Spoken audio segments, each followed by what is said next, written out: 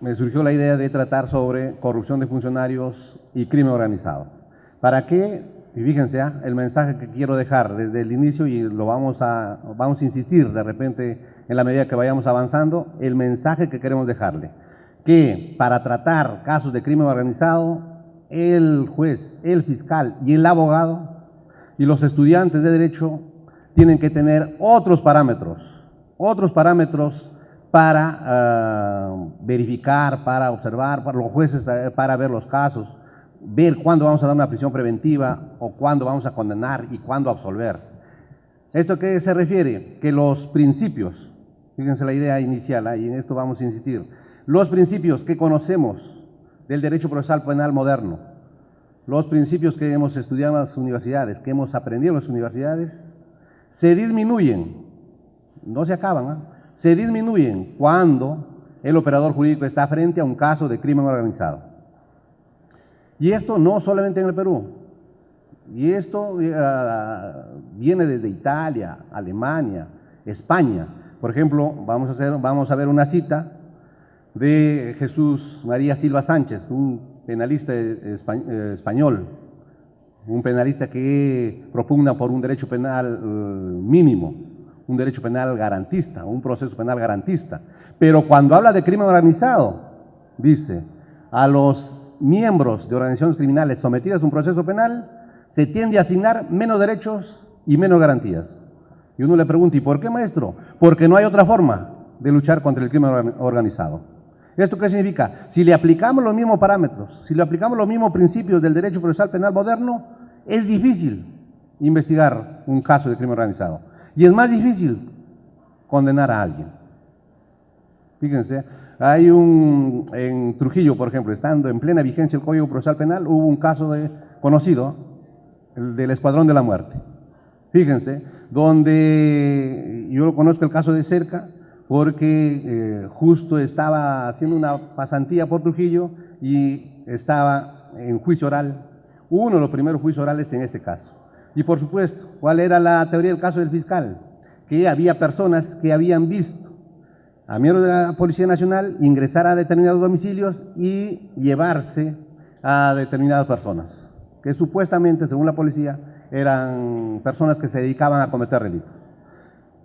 Había bastante evidencia que miembros de la Policía Nacional ingresaban a las casas y se llevaban a estas personas. También había evidencia que a los 2 o 3 días estas personas fueron encontradas muertas en la playa. También hay evidencia de que los peritos, los forenses, determinaron que murieron por disparos de arma de fuego. Y también determinaron que las armas que habrían sido utilizadas eran de uso policial. Fíjense, todas esas evidencias. Sin embargo, en este caso se hicieron 3 juicios orales, porque hubo un primer juicio, absolvieron a todos, se fue a la sala de apelaciones, anuló la sentencia, que se vuelve a hacer nuevo juicio oral. Hubo un segundo juicio oral, igual, absolvieron a todos. Se fue en apelación por la Fiscalía, la sala de apelaciones anuló también esa sentencia y ordenó nuevo juicio oral. Se hizo un tercer juicio oral, fíjense, con todas esas evidencias, y igual, absolvieron a todos. Y les decía pues que se volvió a hacer un nuevo juicio oral, también absolvieron a todos, se fue en apelación y la sala de apelaciones de Trujillo, ya pues seguramente cansado de que ya no se podía hacer nada, confirmó la absolución. Fíjense, en un caso con todas esas evidencias que les cuento, no se pudo condenar. ¿Y ahí qué pasó? ¿Cuál es la evaluación? Que los jueces no especializados en crimen organizado, estaban utilizando los mismos parámetros de un derecho procesal penal moderno. Es decir, fíjense, para hacer frente a crimen organizado, primero se necesita especialización. Fíjense, yo he pasado como fiscal 14 años de mi vida, luego como juez en la Sala Penal Nacional y ahora veo que todavía tenemos algunos colegas, tanto abogados, jueces y fiscales, que no cambian, que ven las cosas en el mismo sentido. Por ejemplo, tenemos como regla, la regla es que la prueba tiene que producirse en juicio oral y ante el acusado. ¿Eso qué significa? La regla es que el testigo que se indica a una persona como que ha participado en la comisión de un delito, tiene que ir al juicio oral y decirle directamente qué es lo que ha hecho. y cómo lo hizo. Y por supuesto, si eso hacemos en los casos de crimen organizado, lo primero que va a pasar es que el testigo no va a querer ir. O si va, si es valiente va, al día siguiente va a volver a los estrados judiciales y va a decir quiero declarar. Lo que dije ayer o anteayer no es cierto. Inventé. Oye, ¿y por qué? Porque es objeto de amenaza, objeto de violencia. Si no es él, su familia. Entonces, por eso, un derecho procesal de excepción, por ejemplo, ahí esa regla no se cumple a plenitud. Entonces, el testigo puede ir con clave, por ejemplo, o puede ir encubierto. Eso es la excepción, pero eso es lo que se tiene que aplicar en casos de crimen organizado si queremos llegar a la verdad y de esa forma pues los jueces poder sentenciar. Si no, es imposible. Otra regla es que la prueba se tiene que producir en el juicio. Esa es la regla que nos han enseñado. La prueba se tiene que producir en juicio. Pero la ley 30.077, y luego vamos a volver a eso, que estamos en una etapa de reglas procesales excepcionales. La 30.077, por ejemplo, establece determinados parámetros para investigar y luego para juzgar casos de crimen organizado. ¿Y qué se dice ahí en el artículo 20? Por ejemplo, prueba producida en un juicio anterior puede servir para un nuevo juicio. Es decir, en un nuevo juicio el juez puede valorar una prueba producida en otro proceso. Incluso una sentencia donde se ha determinado la estructura de una organización criminal, por ejemplo, pongamos hace 2, 3 años, se ha determinado el nombre de la organización criminal, su estructura, es decir, quién era su líder. Cuando cae un integrante de esa organización criminal y se le somete a juicio oral, esa sentencia se puede incorporar al proceso.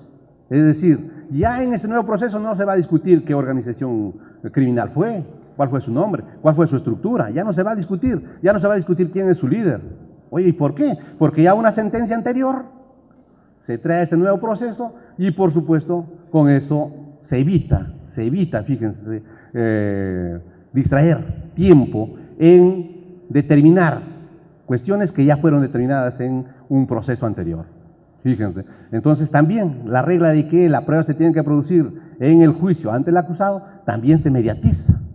Y eso tenemos que entenderlo. ¿Por qué? Volviendo a Silva Sánchez, ¿por qué hacemos esto? ¿Por qué el Estado, los estados tienen que hacerlo? Por supuesto, siguiendo la ideología de la Convención contra la Convención de las Naciones Unidas contra el crimen transnacional. Tenemos que hacer que estas personas, por supuesto, si hay evidencia, si hay prueba, sean condenadas.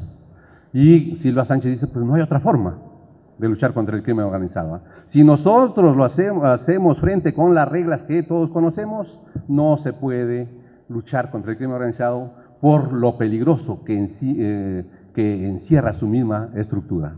Fíjense. ¿Entienden? Entonces el mensaje es esto, que lo que les quiero dejar para reflexionar, no es que yo tenga la verdad, porque en el derecho no hay verdades, ni absolutas ni relativas. Y ahí yo sigo mucho a Manuel Atienza, que señala que el derecho es eminentemente argumentativo. El que argumenta mejor y sobresale, esas ideas debiéramos seguirlo. Fíjense. Entonces, con esa idea, y vamos a volver a insistir en esa idea. A ver, ¿quién me ayuda? Lo primero que tenemos que decir es que a lo que normalmente se conocía, a la criminalidad normalmente individual, ahora, no solamente en el Perú, es un problema mundial, existe el crimen organizado, el crimen como empresa. Empresas criminales que para sobrevivir por tiempos, años, no voy a hablar de casos que están judicializados, porque de repente hiero susceptibilidades, pero hay empresas criminales que han existido en el Perú, por ejemplo, varios años. Y estas empresas criminales siempre están en el límite entre lo legal y lo ilegal. Siempre. Están en lo legal, por ejemplo, aquí teníamos un abogado que ahora está en Chayapalca, por ejemplo, que tenía su estudio jurídico de abogados, defendía en los estrados judiciales y lo hacía muy bien, en forma lícita. Pero luego se descubrió que, por el otro lado, realizaba actividades ilícitas. Fíjense. Otros presidentes regionales, vamos a hablar de Ancash, por ejemplo, también parecía que hacía una buena gestión en la gobernación de Ancash, una buena gestión. Incluso tenía amigos en el Congreso, lo recibían los jueces, los fiscales. Parecía un hombre de bien, fíjense, porque realizaba actividades lucrativas lícitas, pero también a la vez en ese distrito judicial aparecía gente muerta y nadie se explicaba por qué se moría la gente. Ya años después, fíjense, años después, se descubre qué es lo que estaba pasando con esta empresa criminal. Fíjense, que estaba entre lo lícito y lo ilícito. Y entonces, ahí, ¿cómo llega primero la policía? ¿Cómo llega la fiscalía? ¿Cómo luego los jueces pueden dictar prisiones preventivas o dictar sentencias condenatorias? ¿A través de qué? Y ahí viene lo que el sistema, aún cuando ya estaba en el Código Procesal Penal del 2004, ahora se ha afianzado. La ley de colaboración eficaz. ¿Qué es la ley de colaboración eficaz? Fíjense, ¿quién puede ser colaborador eficaz? Un integrante de una organización criminal que se arrepiente o la policía lo detiene y, por supuesto, la policía con la ley en la mano, no la policía, la fiscalía con la ley en la mano, por supuesto, trata de llegar a un acuerdo con este integrante de la organización criminal. ¿Qué tipo de acuerdo? Que dé toda la información sobre la organización criminal, que señale cuál es la estructura. Y por supuesto, el derecho procesal penal le da premio y se aplica el derecho penal premial. Y mucho se critica esto. Algunos dicen, ¿cómo el Estado se va a sentar? O mejor, ¿cómo el Estado, representado por los fiscales, se van a sentar con una persona que dice haber cometido delito? Y delitos graves, no cualquier delito, delitos graves, hasta homicidios. Fíjense, ¿cómo se va a sentar? Y se critica esos acuerdos. Se critica el sistema de colaboración eficaz. Pero por otro lado tenemos que ver que no hay otra forma. No hay otra forma de saber de qué empresa criminal se trata. No hay otra forma de saber cuál es su estructura. No hay otra forma de saber quiénes son sus integrantes. Entonces el derecho, siguiendo a Silva Sánchez, por supuesto, fíjense, el derecho tiene que utilizar esos mismos mecanismos para tratar de aniquilar una organización criminal, para limitar la existencia de las organizaciones criminales, porque si no, el Estado no hace esto, va a llegar un momento en que el Perú pues, va a estar como Sinaloa, por ejemplo, el Estado de Sinaloa en México, donde mueren todos los días agentes de la Administración de Justicia y el Estado, al parecer, no puede hacer nada.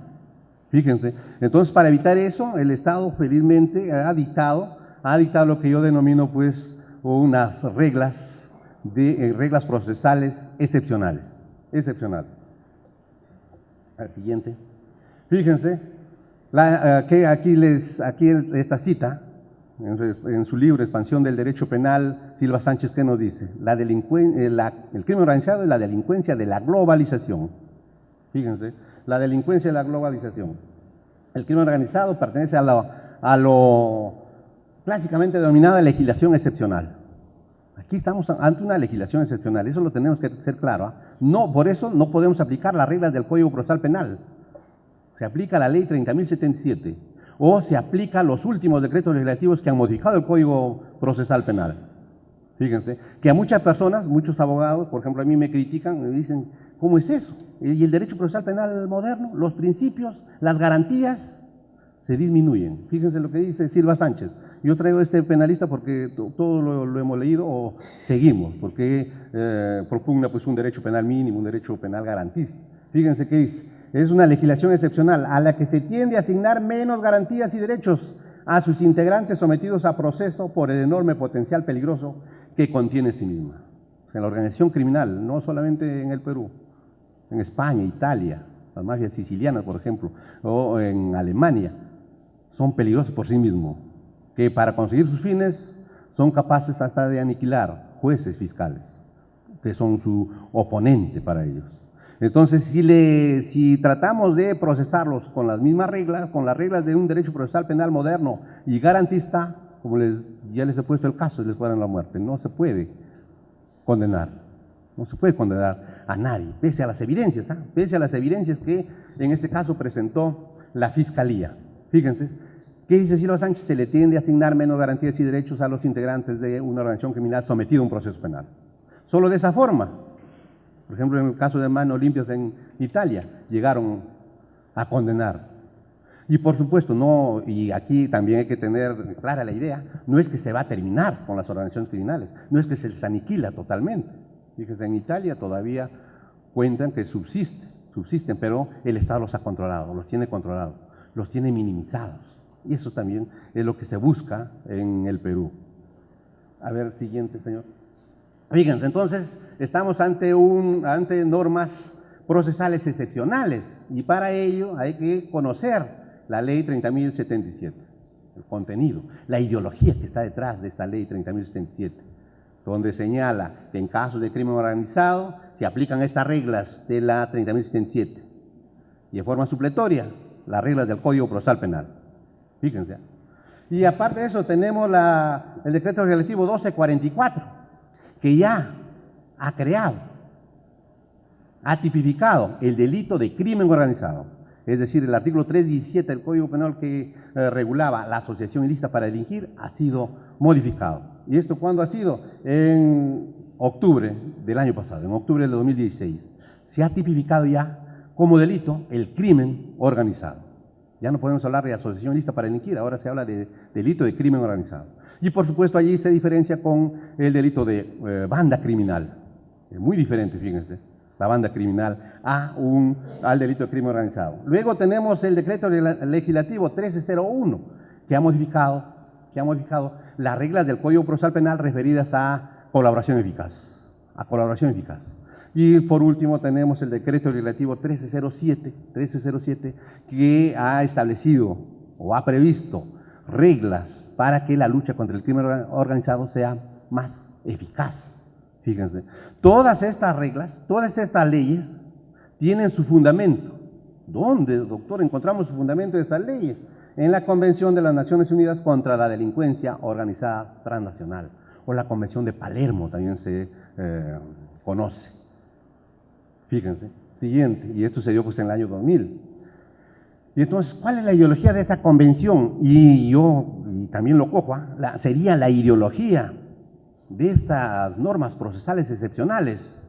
Y no puedo dejar de citar a Kofi Annan, que fue secretario general de las Naciones Unidas en el 2004, en este documento que se denomina Convención de las Naciones Unidas contra la Delincuencia Organizada Transnacional y sus protocolos del año 2004. Fíjense qué dijo Kofi Annan, un humanitario, no van a pensar que es un juez o una persona que no tiene principios, se conoce que es una persona humanitaria. ¿Qué decía? Fíjense, en el prefacio de ese documento.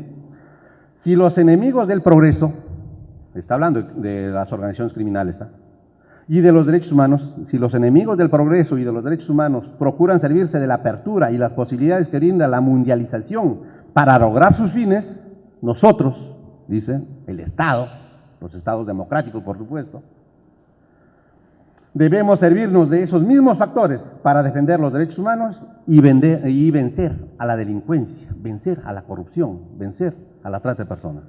Fíjense, ¿qué nos está diciendo? Que si las organizaciones criminales utilizan determinados factores para lograr sus fines, el Estado, los estados democráticos, y por supuesto el Estado por medio de sus fiscales, por medio de sus jueces, por medio de sus procuradores, debe utilizar los mismos factores para vencerlos. Fíjense lo que decía en el año 2004 el secretario general de las Naciones Unidas. El siguiente. ¿Y qué es el delito de crimen organizado? Y por supuesto, vuelvo a insistir, esto ha sido tipificado por el decreto legislativo 1244 que ha modificado el 317 del Código Penal. Que ya no podemos hablar de asociación ilícita para delinquir, eso ya es historia. Ahora tenemos que hablar del delito de crimen organizado. Así como hablamos del delito de estafa, del delito peculado, del delito de colusión, aquí hablamos del delito de crimen organizado. Y ahí nos establece cuándo se da el delito de crimen organizado, cuándo estamos ante un delito de crimen organizado. Y yo digo, pues ahí se verifica, se perfecciona, se consume este delito, cuando el agente promueve, organiza, constituye o integra una organización criminal destinada a cometer delitos. ¿Pero qué delitos, doctor? Delitos graves. Luego vamos a ver, ¿qué delitos? Los delitos de corrupción de funcionarios. Pero todos los delitos, no, algunos nada más, los más graves, por mencionar algunos delitos. Fíjense, de 3 o más personas, es decir, la organización criminal tiene que estar conformada de 3, un mínimo de 3 personas a más. Oiga, doctor, si son 2 nada más, no es crimen organizado. Entonces, ¿qué es? Banda criminal. Fíjense. Doctor, ¿será asociación ilícita para delinquir? No hay. Ya no existe ese delito en nuestro sistema jurídico. Este decreto legislativo ha desaparecido, pongamos así, ha desaparecido la asociación ilícita para delinquir y ahora habla del delito de crimen organizado y en un segundo párrafo habla del delito de banda criminal. Fíjense. Que con carácter estable. Luego vamos a ver las características de una organización criminal. Permanente o por tiempo indefinido, que de manera organizada o concertada coordina y se reparten funciones y tareas. Por eso toda organización criminal tiene una estructura. Doctor, pero esa organización criminal que se crea, ¿se inscribirá en los registros públicos? No. ¿Se sabe su estructura porque está escrito en algún reglamento, algún papel? No. Y eso también hay que entenderlo, porque hay abogados que he escuchado por ahí, que dice que mi patrocinado es el líder de la organización criminal. ¿Dónde está el estatuto? ¿Dónde está el papel? ¿Dónde está el documento que así lo establece? Eso no existe. Y aquí hay que decir también que en las organizaciones criminales actuales es muy difícil que el fiscal encuentre medio de prueba directo, o elemento de comisión directo, o acto de investigación directo. Fíjense, me cuido de decir prueba, porque la prueba solamente se produce en el juicio oral. En la universidad, cuando voy a dictar procesal penal, siempre me cuido y siempre recomiendo utilizar los términos en su real dimensión. En este caso, cuando hablamos de prueba, tenemos que hacerlo luego que por ejemplo, el testigo va a juicio oral y presta su testimonio. Eso es testimonial, eso es prueba. Pero el documento, por ejemplo, el acta de incautación de la droga que va al juicio, una vez que va su autor y lo reconoce y responde el interrogatorio y contrainterrogatorio sobre el documento, ese documento recién se convierte en prueba. Oiga, autor, y antes es un elemento de convicción o un acto de investigación o un medio de prueba. Fíjense, por eso les decía que el fiscal difícilmente va a encontrar un medio de prueba directo en los casos de organizaciones criminales. Y entonces el juez no tiene por qué exigir, oiga señor, déme un medio de prueba directo. No existe. Fíjense, yo siempre pongo como ejemplo, la única organización criminal existente en el Perú que dejó medio de prueba directo fue la organización que lideró Vladimiro Montesinos. Y digo que fue una organización criminal porque sí está establecido en resoluciones judiciales, diversas. Entonces, fíjense, en ese caso sí dejó medio de prueba directo. ¿Cuál fue? Los videos. Y contra esos videos, por supuesto, no podía hacer nada los abogados defensores. Fíjense, pero es un caso excepcional. Lo normal y regular es que las organizaciones criminales no dejan evidencia directa, no dejan testigos, porque si se enteran por ahí que alguna persona quiere denunciarlos o alguna persona quiere hablar de ellos, inmediatamente lo eliminan. Fíjense, no deja evidencias. Y entonces, ¿qué hay, doctor? ¿Qué se tiene que exigir al fiscal? Indicios. Y por eso se dice también, para luchar contra el crimen organizado, la reina de la prueba es la prueba indiciaria. La prueba indiciaria que primero tiene que construir el fiscal, luego el juez, si quiere condenar. Oiga, doctor, pero si el fiscal no presenta la prueba indiciaria y solamente presenta un conjunto de indicios, probados por supuesto, ahí viene también la discusión de los académicos. Unos dicen, bueno, si el fiscal solamente presenta indicios y no presenta la prueba indiciaria, es decir, no construye la prueba indiciaria, el juez no puede hacer nada. Pero por otro lado estamos nosotros, que decimos, si el fiscal ha presentado todos los indicios, probados por supuesto, y el juez lo ha verificado en el juicio oral, el juez puede construir la prueba indiciaria y puede condenar. Fíjense. Entonces, por ejemplo, en este caso, no he dicho que vamos a hablar de Toledo, pero he dicho que no vamos a hablar de casos actuales, pero siempre es, bueno, de ese caso que hay evidencias, ¿qué evidencias hay? Primero las casas, que se compró las casas. ¿Qué otra evidencia hay? De que el dinero salió de Odebrecht. ¿Qué evidencias hay? Que el dinero fue a Maiman, un amigo de Toledo. y que Maiman luego le entregó a Toledo. Fíjense, son evidencias, pero por supuesto el abogado dice, a ver, o el mismo investigado dice, pues a ver, acredítenme que sí a mí me han dado, ¿Dónde está el documento que a mí me han dado? Fíjense, entonces solamente hay indicios, esos indicios. Ahí se podrá construir un caso, al menos hasta ahora lo han construido para dictar prisión preventiva. Ahora, ¿se podrá construir un caso para lograr alguna condena? Eso nadie lo sabe, eso va a depender del juez, fíjense, va a depender del fiscal, del juez, que construya prueba indiciaria. Y por supuesto eso es difícil, ¿eh? Construir prueba indiciaria es difícil, porque para eso tenemos que conocer, por supuesto, el silogismo. Premisa mayor, premisa menor y conclusión. Premisa mayor, ¿qué será? La regla de la experiencia, la regla de la lógica, la regla de la ciencia, pero en este caso la regla de la experiencia. Y la premisa menor, el dato, el indicio, corroborado en juicio. Y luego sale una conclusión. Y por eso conozco a muchos operadores de justicia que dicen que si el titular de la acción penal no me trae la prueba indiciaria, no me trae la prueba indiciaria construida, ¿qué vamos a hacer? O si no me trae prueba directa, ¿qué vamos a hacer? Entonces ahí es todo un problema y por eso, ¿a qué voy? A que se necesita un sistema especializado. Se necesita un sistema especializado en crimen organizado, en corrupción de funcionarios. No es tan cierto lo que dicen algunos también, que el juez está especializado para ver todo tipo de delitos. No es así. No es así, y lo digo por experiencia propia, que si no hubiese estado en la Sala Penal Nacional, por supuesto, seguiría yo, y más, si soy académico, seguiría con mis principios del derecho procesal penal moderno, como yo discuto con los profesores, los teóricos que nos encontramos en la universidad. Por ejemplo, que a mí me ven como carcelero. Oye, ¿por qué? Claro, porque estás en la Sala Penal Nacional, todo lo ves, condenas y condenas efectivas. Y entonces ahí también tenemos que pensar y reflexionar. Y le tengo que decir, ¿qué casos llegan a la Sala Penal Nacional, que está en Uruguay? Ahora, ¿qué casos llegan a la Sala Penal del nuevo sistema especializado en corrupción de funcionarios? Casos de crimen organizado, casos graves, peculados, colusiones, realizados en crimen organizado. Vaya a la pena, o vaya a las características mismas del delito. ¿Cómo se ha realizado? ¿Cómo se han desaparecido evidencia? ¿Cómo se ha dado muerte a testigos? Entonces, en esos casos graves, fíjense, ¿qué va a hacer un juez cuando el fiscal trae toda la evidencia? Si le da libertad, por supuesto, diríamos, yo diría, si fuera un juez irresponsable, diría, bueno, el problema de la seguridad ciudadana no es del juez, sino de la policía y de la fiscalía. Yo le doy libertad, y ya que la policía y la fiscalía vea que ya no vuelva esa organización criminal a operar, o ya que los miembros de la organización criminal se detengan, ya pasen a retiro. Eso no sucede. Y por supuesto, si el juez no es responsable y da las prisiones preventivas, las organizaciones criminales se van a consolidar. Y por supuesto dirán, ¿y qué más da? El Estado desaparece, señores. El Estado desaparece. Y yo, como hombre de derecho, y pienso que ustedes también, no van a querer que sea todo un caos, que las organizaciones criminales manejen la economía, manejen la educación, manejen la política.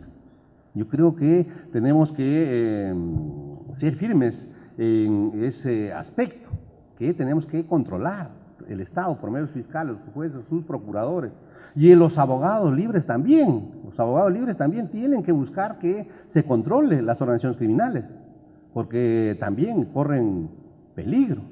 Fíjense, hay varios abogados, no sé por qué razones, que han perecido en Trujillo, por ejemplo. Fíjense, ¿entienden? Entonces, ¿por qué? Porque la existencia de organización criminal crea inseguridad ciudadana.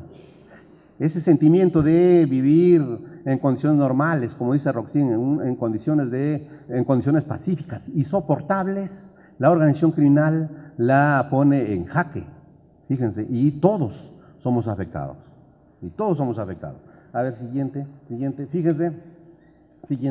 Fíjense cuáles son las características. Siguiente.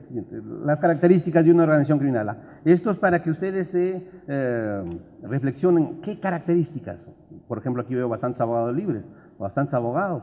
Y cuando vengan a consultarle, ustedes tienen que ver, pues, si se presentan las características del crimen organizado. porque no vaya a suceder pues que el fiscal esté llevando el caso a la Sala Penal Nacional o al nuevo sistema y al final no es un caso de crimen organizado. Y el juez, el abogado al final se da cuenta. Eso no pueden permitirlo, por eso es necesario que conozcan estos detalles. Primera característica para estar ante el delito de crimen organizado. Primero, cualquier agrupación de 3 o más personas. 3 o más personas. Si a mi patrocinado le atribuyen el delito, un crimen organizado, y dice el fiscal en su teoría del caso que es una organización constituida por 2 personas, inmediatamente el abogado tiene que decir, oiga, un momentito, eso no es crimen organizado, será banda criminal. Y por lo tanto, los competentes no es la Sala Penal Nacional, ni el nuevo sistema. El competente es el sistema común. Fíjense. Otra característica, existe reparto de tareas o funciones. Existe reparto de tareas y funciones. Oiga, doctor, y me pregunten, ¿y cómo vamos a ver el reparto de funciones y tareas? Por los colaboradores eficaces. No hay otra forma. Los colaboradores eficaces dan esa información. ¿Quiénes son los colaboradores eficaces? Les he dicho, integrantes de organizaciones criminales que se arrepienten y van y buscan al fiscal, o integrantes de organizaciones criminales que la policía los ha intervenido. Y por supuesto, llegan a un acuerdo con el fiscal. Fíjense, ellos dan las características de si ha habido reparto de funciones. ¿Y quién es el que reparte las funciones? Siguiente. Que se trate de cualquier tipo de estructura. Y también aquí el doctor Prado Saldarriaga, por ejemplo, tiene su libro sobre organizaciones criminales y hay una serie de estructuras de las organizaciones criminales, las verticales y las horizontales. Y hay que tener claro también, si es una organización vertical, el último eslabón de la organización criminal, los que integran el último eslabón de la organización criminal, difícilmente conocen al líder. Difícilmente conocen al líder. Y entonces cuando cae pues un integrante de la organización criminal del último eslabón, los fiscales, cuando primero en la toma de dichos de esta persona, le dicen que diga el líder, que diga quién es el líder. Y por supuesto esta persona no sabe quién es el líder. Y ahí hay fiscales que no le creen. Ah, tú me estás mintiendo, tú no estás diciendo la verdad. Oiga señor, pero verdad, que no lo sé. Fíjense, acuérdense del caso de Sendero Luminoso. Caían las personas que salían a las calles a aniquilar, por ejemplo, lo detenían y la policía con la fiscalía, que diga quién es el líder, que diga si conoce a Abimael Guzmán. Por supuesto que no lo conocía, por supuesto que decían, no lo conozco, nunca lo he visto. Y por supuesto muchos decían, no, estás mintiendo, estás engañando. Y eso, por ejemplo, es importante para indagar, para hacer el interrogatorio por parte de los fiscales. Entonces, una persona que está en el último eslabón, en una organización de estructura vertical, difícilmente va a saber quién es el líder. Pero, y oiga doctor, y si cae el líder, ¿también sabrá los que están en el último eslabón? También difícilmente, fíjense.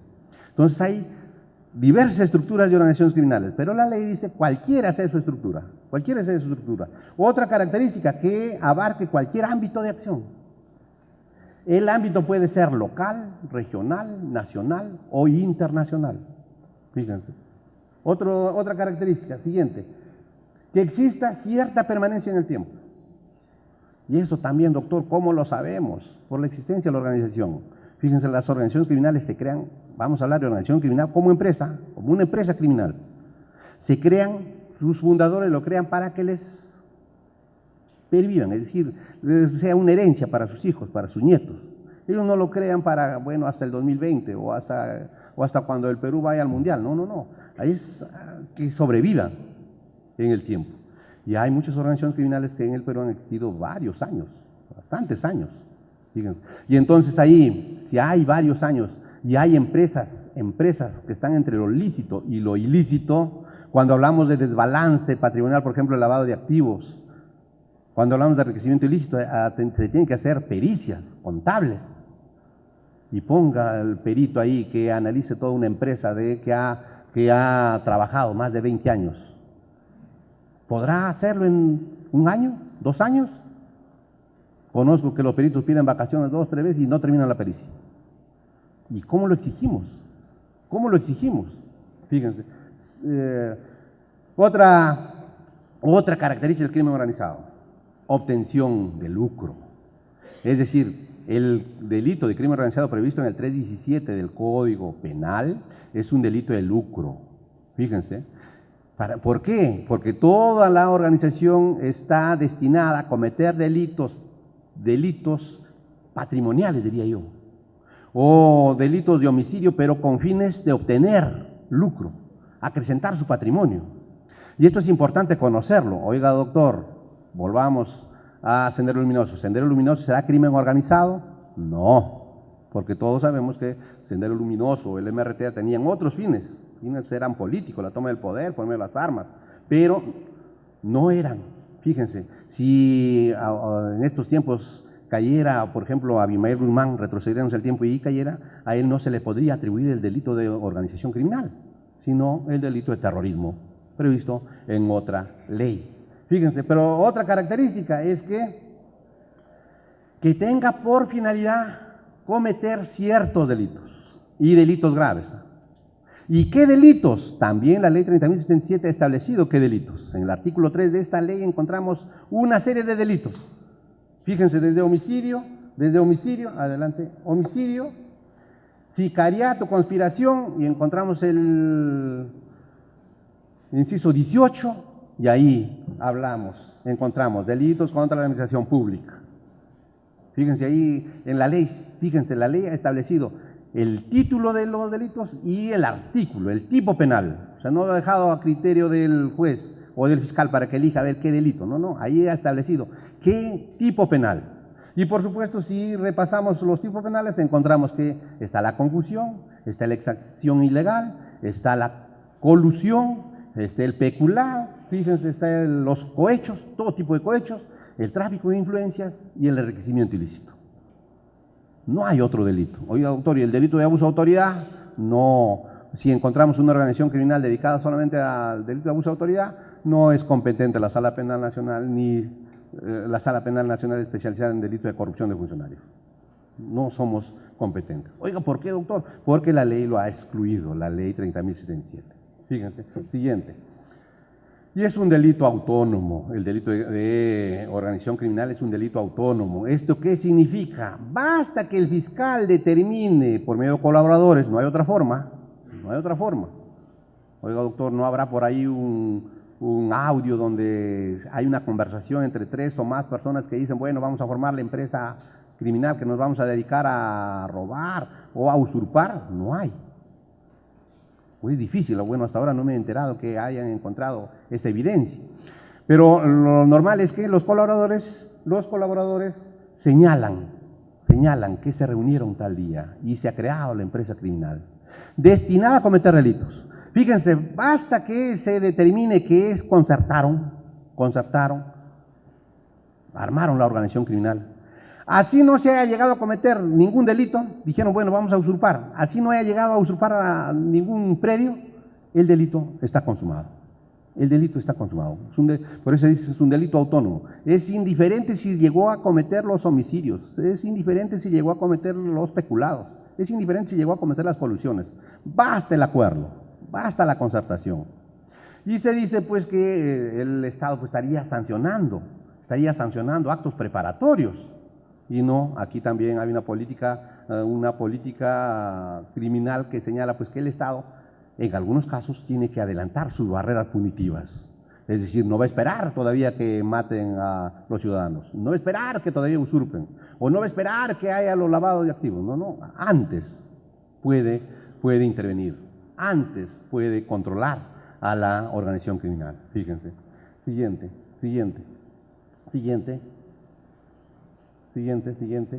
Fíjense, es un delito de peligro abstracto.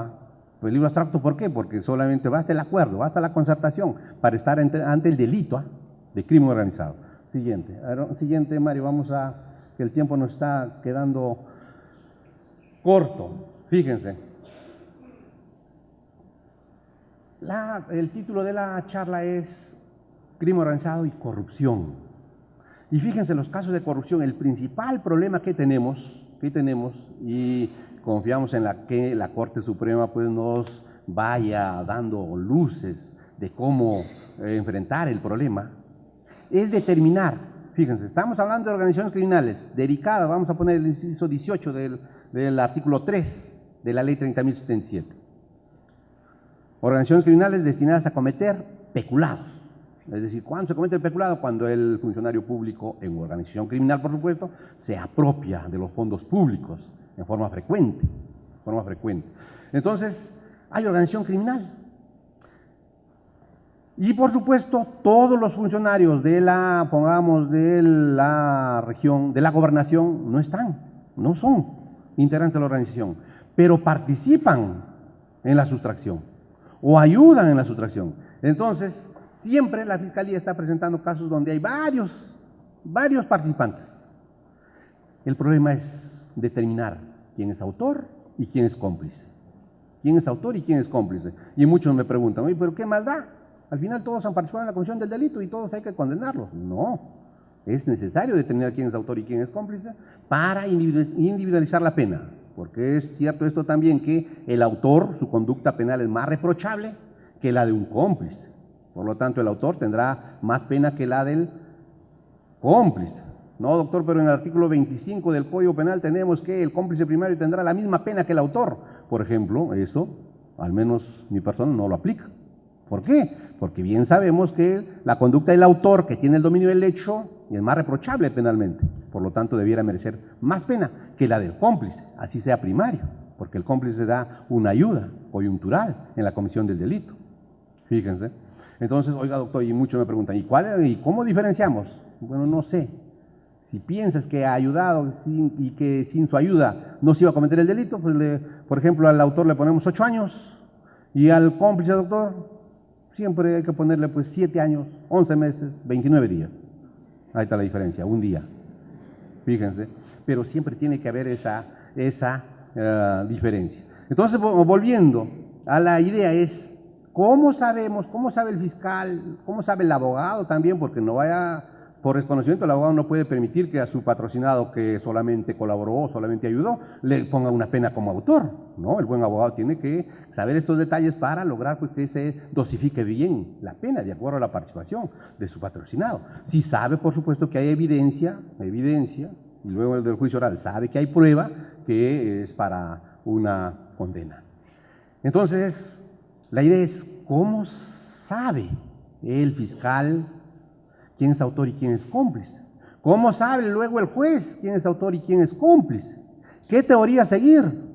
¿Será la teoría del dominio del hecho que todos conocemos y que estaba regulada en el Código Penal de 1991? Fíjense, ¿seguiremos la teoría del dominio del hecho? ¿Qué dice la teoría del dominio del hecho? Es autor aquel que tiene las riendas del acontecimiento delictivo. Es autor aquel que planifica, aquel que participa y aquel que va a sacar provecho de las ganancias del delito. Y cómplice esa persona que colabora, que le ayuda en la comisión del delito. Y hay diferencia entre cómplice primario y cómplice secundario. El cómplice primario es aquella persona que sin su ayuda, sin su colaboración en la comisión del delito, el delito no se hubiese participado. Es imprescindible su colaboración. El cómplice secundario es que con su ayuda o sin su ayuda, igual el delito se llegó a cometer, se hubiese llegado a cometer. Es decir, su participación es prescindible. Fíjense. El problema es, les pongo un ejemplo rápido. Hay un alcalde, no voy a decir qué alcalde, hay un alcalde que ha organizado toda una organización criminal y con su compadre espiritual llega, se pone de acuerdo y le dice, ¿sabes qué? Vamos a llevarnos 1 millón de soles que acaba de ingresar del canon minero. Y por supuesto participa el alcalde y el compadre espiritual y se llevan el dinero.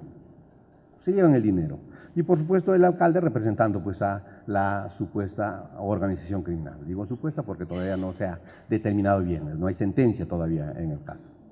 Fíjense, entonces ahí, ¿quién será autor según la teoría del dominio del hecho?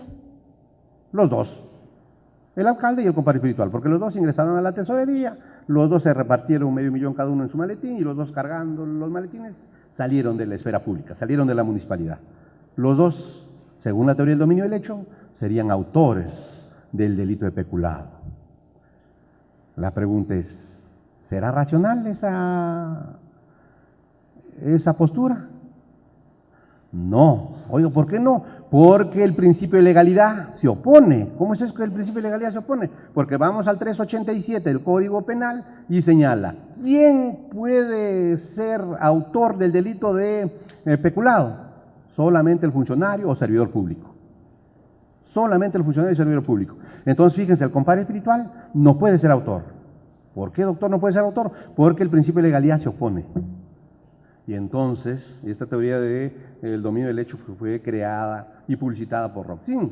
Y por supuesto, en esa época, en el año 1960, le dirían, pues oiga, profesor, su teoría nos sirve para saber quién es autor y quién es cómplice en los delitos comunes o en los delitos de dominio, como por ejemplo los homicidios, las violaciones sexuales, el tráfico ilícito de drogas, el lavado de activos.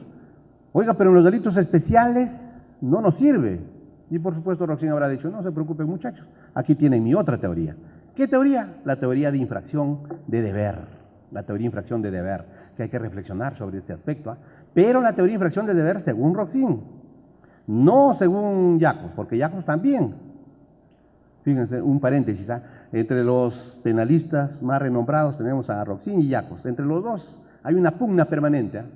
Roxin habla de delito de infracción del deber y Jacobs también habla de delito de infracción del deber, pero con contenido totalmente diferente. Totalmente diferente. Roxin habla de teoría del dominio del hecho, Jacobs también habla de la teoría del dominio del hecho, pero con contenido diferente.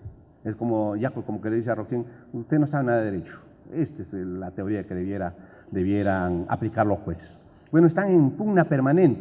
Y entonces aquí en la teoría de infracción del deber hay libros, teoría de infracción del deber de Roxin o sus seguidores y teoría de infracción del deber de Jacobs o sus seguidores, con contenidos diferentes. Lo que no podemos hacer es mezclarlos como normalmente se hace.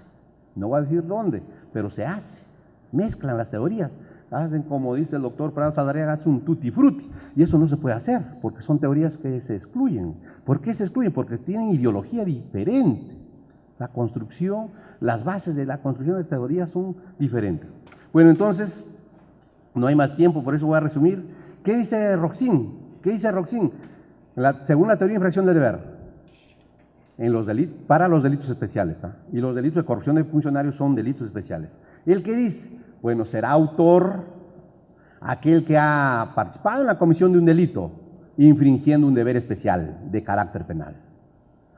¿Y cómplice, maestro? Bueno, cómplice es también una persona que ha participado en la comisión del delito, pero que no ha infringido deber especial de tipo penal. Oye, doctor, ¿y por qué no infringió deber especial de tipo penal? Porque no lo tiene. ¿Cómo es eso? Volvamos al ejemplo del alcalde y el compadre espiritual. ¿Quién será autor para esta teoría de infracción de deber? Aquel que participó en la sustracción del dinero, en el peculado, participó en la sustracción del dinero, y por supuesto, infringiendo su deber especial de carácter penal. ¿Qué deber especial ha infringido este alcalde? El deber especial de no lesionar el patrimonio del Estado, que a la vez se representa en bien jurídico protegido. El funcionario público o el servidor público tiene ese deber especial de no lesionar el patrimonio del Estado. Oiga, y el tercero, el compadre espiritual, también ha participado en la sustracción del dinero, fíjense, ha participado en la sustracción del dinero, pero no ha infringido deber especial alguno. Ese señor, como no trabaja para el Estado, no trabaja para la municipalidad, no tiene ese deber especial de carácter penal. Y por lo tanto, cómplice. Cómplice. ¿Y cuál será la conducta más reprochable? Por supuesto, la del alcalde, porque siendo alcalde, teniendo ese deber de no lesionar el patrimonio del Estado, se ha llevado el dinero. Fíjense, es más reprochable, más pena que el compadre espiritual, que participó también en la sustracción del dinero, pero no infringió deber especial alguno, porque no lo tiene, no es funcionario ni servidor público. Fíjense, ¿y qué más dice Roxin? Roxin también señala que tanto autor como cómplice responden por ese peculado. Unos como autores y otros como cómplices. Y ahí viene una gran diferencia con Jacobs, por ejemplo. Jacobs dice, no, solamente van a responder por los delitos funcionariales o los delitos especiales las personas que tienen la categoría que señala el tipo penal, es decir, solamente funcionarios y servidores públicos. Oiga, doctor, pero ha participado un tercero, un extraño, un extranjero, dicen los italianos. Bueno, ese señor responderá penalmente, pero por un delito común. Dice, aquí cómo fue entraron, doctor, se sustrajeron, ya, será autor de hurto, o será cómplice de hurto. Y por supuesto que lo vean los fiscales o los jueces de la Administración de Justicia Común.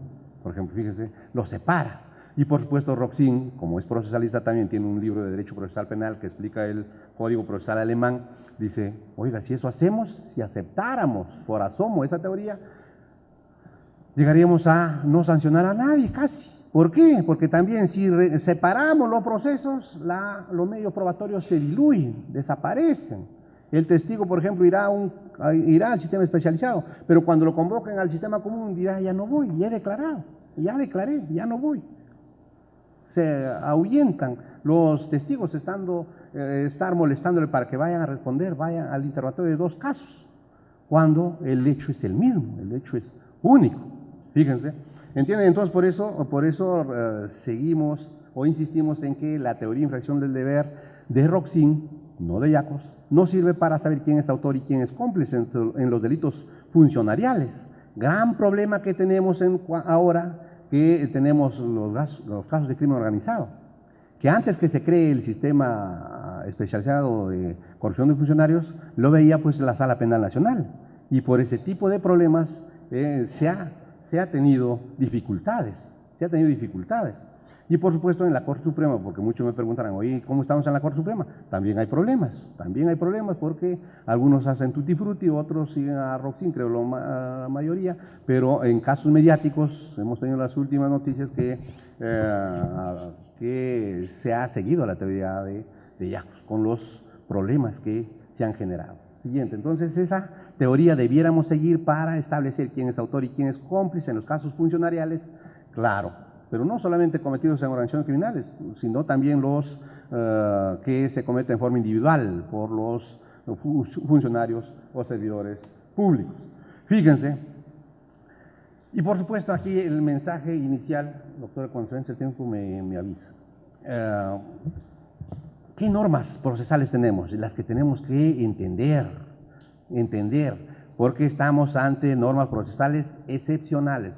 Si hay que luchar contra el crimen organizado, que es la excepción del crimen común también.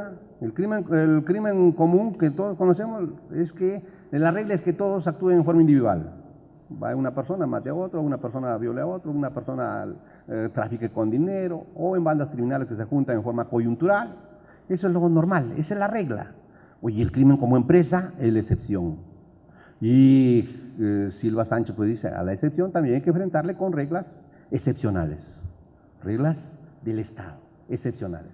Fíjense, primero hay que decir lo siguiente: para la investigación, juzgamiento y sanción de las organizaciones criminales, rige el Código Procesal Penal sin perjuicio, fíjense, sin perjuicio de aplicar la ley 30.077. No podemos dejar de lado la 30.077, fíjense. Segundo, la investigación, juzgamiento y sanción de las organizaciones criminales son de competencia de la Sala Penal Nacional. Crimen organizado o tráfico ilícito de drogas cometido por organizaciones criminales, la Sala Penal Nacional. Fíjense. Usurpaciones cometidas por organizaciones criminales, la Sala Penal Nacional. Los asesinatos cometidos por organizaciones criminales, la Sala Penal Nacional. Oiga, doctor, ¿y los delitos funcionariales cometidos por organizaciones criminales? La Sala Penal Nacional especializada en delito de corrupción de funcionarios, que ha sido creada por el decreto relativo 1307, y como ha dicho nuestra coordinadora, está en vigencia desde el 31 de marzo de este año. Es nuevo este sistema. Siguiente. La investigación preliminar dura 60 días. Dependiendo de la complejidad del caso, el fiscal podrá señalar otro término. Así dice la ley. ¿Cuál es ese otro término? Y por supuesto, no hay plazo. ¿Cuál será ese otro término? Para ello hay que recurrir a una casación o a 2 casaciones, donde la Corte Suprema ha establecido. ¿Qué ha establecido la Corte Suprema? Que el plazo de la investigación preliminar jamás va a ser superior al plazo de la investigación preparatoria. Y entonces, si el plazo de la investigación preparatoria es 36 meses, fíjense, tenemos que concluir que la investigación preliminar puede durar 36 meses. Investigación preliminar. Y muchos, seguramente algunos están pensando, pero mucho tiempo, doctor, ¿cómo va a ser? La experiencia nos demuestra que hay casos en que 3 años ha sido poco, Yo siempre pongo este ejemplo del el caso de los Sánchez Paredes. Si ese caso se hubiese investigado con el nuevo Código Procesal Penal, ese caso ya ni siquiera hubiese habido investigación preparatoria. Con investigación preliminar se hubiese archivado. ¿Por qué? Pasaron 3 años, el fiscal no formaba caso. 4 años, no había. ¿Cuándo forma el caso? Al 5.º año recién formó caso, recién, con el Código del 40, recién denunció. Fíjense. Entonces, con el Código del 2004, por supuesto, no se hubiese formado caso. No estaría en juicio oral, porque ahora ese caso, por ejemplo, está en juicio oral en la Sala Penal Nacional. Entonces, a veces, va a haber casos que 36 meses es muy poco para investigación preliminar.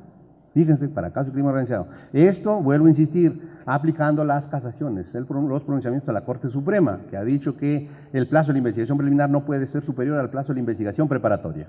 Entonces, solamente, ¿cuál es el plazo de la investigación preparatoria? 36 meses para casos de crimen organizado. Me estoy refiriendo a casos de crimen organizado. Entonces, puede durar hasta 36, no más.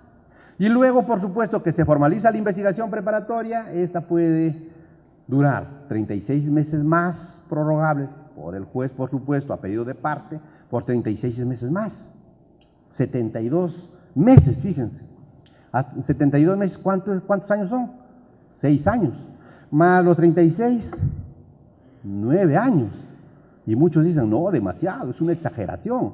Pero va a haber casos, o hay casos, en donde 9 años de repente va a quedar corto. Va a quedar corto. Por la estructura de la organización criminal. Fíjense, siguiente. Fíjense, la duración de la prisión preventiva también ha sido objeto de modificación. Ahora último, la prisión preventiva, fíjense, antes no se tomaba en cuenta los casos o los procesos de crimen organizado. Recién ahora se está tomando en cuenta los casos de crimen organizado. Ahora se dice, la prisión preventiva no durará más de 9 meses, prorrogables 9 meses más. En casos complejos, va a ser la prisión preventiva 18 meses, prorrogables. ¿Qué significa prorrogables? A petición del Ministerio Público, otros 18 meses más. En caso de crimen organizado, la prisión preventiva inicial 36 meses, prorrogables. Cualquiera diría, bueno, ¿será igual que los anteriores? No, ahí no sé qué pasó con el legislador. Dijo, no, se pueden prorrogar hasta 12 meses nada más. No 36, más 36, sino 12 meses, fíjense. Y por supuesto, ¿cuándo habrá prórroga?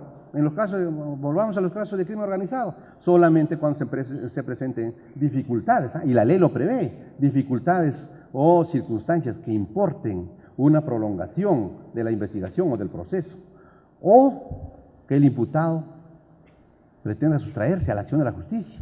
Es decir, ahí pues el fiscal acreditará peligro de fuga o peligro de obstaculización. Y ahí también hay un gran detalle que ustedes tienen que reflexionar.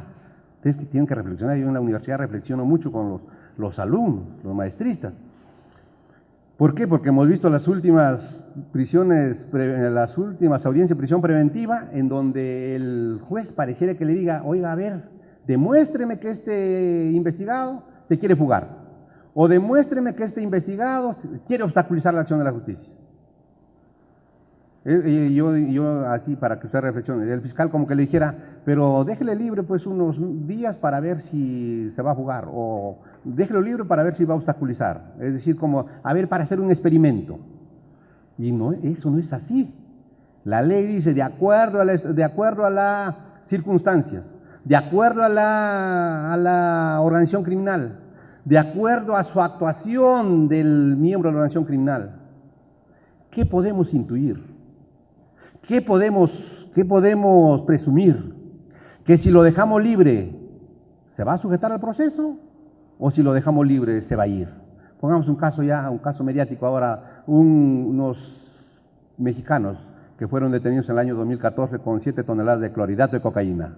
Por ejemplo, ¿qué quiere que le demuestre, señor? ¿Qué le demuestro? ¿A ver si se quieren ir? ¿A ver si van a obstaculizar la acción de la justicia?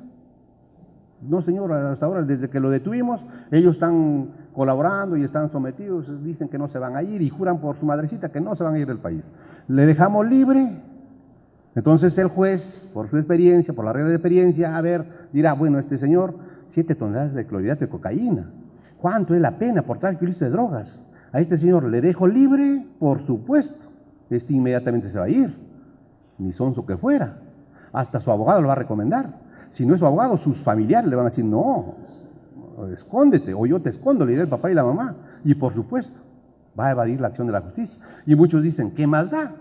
¿Qué más da si evade la acción de la justicia? O decir, si no se sujeta al proceso, el proceso se frustra. ¿Qué es eso que el proceso frustra? El proceso no camina. No se puede dar el juicio oral. Se tendrá que reservar el proceso hasta que sea habido o se presente voluntariamente. Mientras tanto, doctor, el proceso frustrado. Ahí está. Y puede pasar años, ¿eh? Y puede pasar años. Entonces, para evitar eso están pues las medidas coercitivas. Siguiente, y con esto termino. Esto de la adecuación, por la cual, dicho sea de paso, hemos sido muy criticados en la Sala Penal Nacional del nuevo sistema. Fíjense, ¿qué dice? Y esto es una nueva institución, institución procesal nueva. Antes no existía adecuación. He estado buscando los libros del doctor, en los libros del doctor San Martín, el doctor Pablo Sánchez Velarde, Pablo Talavera, Oreguardia, y no existe esa categoría procesal, no existe. Entonces el legislador ha dado esta figura de la adecuación. ¿Qué nos dice? Fíjense, ha señalado ya los plazos, la prisión preventiva inicial y su prolongación. Pero ¿qué más dice? Excepcionalmente se podrá adecuar el plazo de prolongación de la prisión otorgado a los plazos establecidos en el numeral anterior, siempre que se presenten circunstancias de especial complejidad que no fueron advertidas en el requerimiento inicial. Es decir, estamos en plena prolongación, ya ha estado 36 meses, pongamos 36 meses, y se ha prolongado por 12 meses. Pero ya estando por vencerse los 12 meses, por supuesto, por los colaboradores eficaces se llega a intervenir a 5 o 6 integrantes más de la organización criminal. O también se llega a advertir que no solamente cometían lavado de activos, también, señor, traficaban. O también hay evidencia, señor, que se dedicaban a matar, a cometer asesinatos. Y por supuesto la Fiscalía, ¿qué hace ahí? Amplía la investigación preparatoria. Amplía la investigación preparatoria para incluir a los que recién se han descubierto y para incluir el nuevo delito también descubierto. Esas circunstancias no estaban en el requerimiento inicial de prolongación, no estaban, por lo tanto no fueron discutidas, no fueron previstas. Y se presentan en el caso, ahí viene la pregunta, ¿qué hacemos? ¿Qué hacemos, doctor? Bueno, ¿qué podemos hacer? Ya se cumplen sus 12 meses, tendremos que darle libertad. ¿Y a quién, doctor? Al líder de la organización criminal. O somos valientes y aplicamos la ley. Oiga, la ley usted lo habrá creado, ¿no? La ley lo ha dado el Ejecutivo. Oiga, doctor, ¿es arbitraria? No, porque el Congreso lo ha legitimado. El Congreso, si hubiese creído que es arbitraria, por supuesto lo habría observado, como muchos decretos legislativos, pero en este caso no lo ha observado, es legítimo. Doctor, ¿es inconstitucional? Nadie lo ha cuestionado ante el Tribunal Constitucional, al menos que yo sepa. Pues es legítimo, ahí está. Y entonces, ahí por ejemplo en el nuevo sistema anticorrupción lo hemos aplicado. Oiga, doctor, y en la Sala Penal Nacional, por ejemplo, del caso que les digo, los carboneros, las 7 toneladas de clorhidrato de cocaína, han ordenado su libertad, porque dicen ya se venció el término. ¿Qué pasará con esos señores? ¿Se quedarán, se sujetarán al proceso? Aun cuando su abogado promete que sí, que él mismo ha prestado su domicilio para que ahí residan los mexicanos, por ejemplo. ¿Eso pasará?